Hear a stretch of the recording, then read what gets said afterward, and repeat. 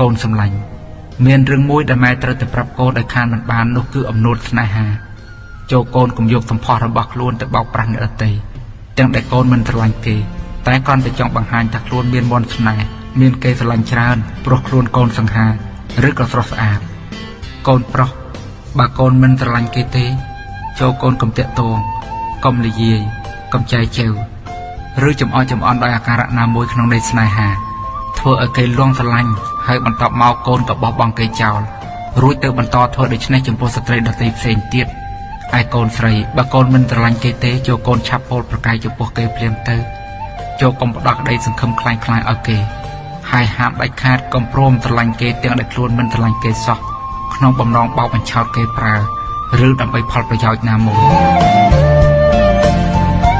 ការធ្វើដូច្នេះវាមិនមែនជាមោទនភាពនោះទេតែវាជាហាយនភាពទៅវិញទៅតាម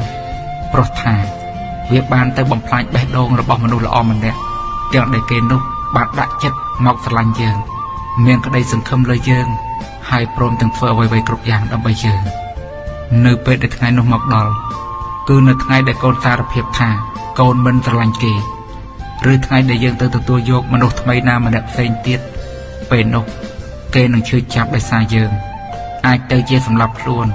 ឬក៏ចង់អាឃាតព្យាបាទចំពោះរូបកូនវិញអាចធ្វើឲ្យអន្តរាយទាំងសងខាងទាំងរូបគេទាំងរូបកូនតើកូនពិតជាសប្បាយចិត្តនិងមានមោទនភាពណាស់ទៅឬនៅពេលដែលបានធ្វើបាបបេះដូងនរណាម្នាក់ឲ្យក្រំគ្រាឬរហូតដល់បាត់បង់ជីវិតនោះបើកូនស្រឡាញ់គេថាស្រឡាញ់ទៅហើយបើកូនមិនស្រឡាញ់គេទេថាមិនស្រឡាញ់ទៅបើទុកណាជាគេឈឺចាប់ក៏វានៅមានទំហំតិចតួចមិនតាន់ធ្ងន់ធ្ងរនៅឡើយដោយដំបៅនៅតូចមិនតាន់คลายហើយងាយនឹងជាបានដូច្នោះឯង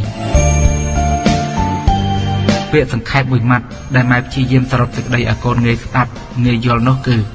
កុំមោទនភាពនឹងស្នេហាក្រែងទឹកនេត្រាហូរជោគប្រាណ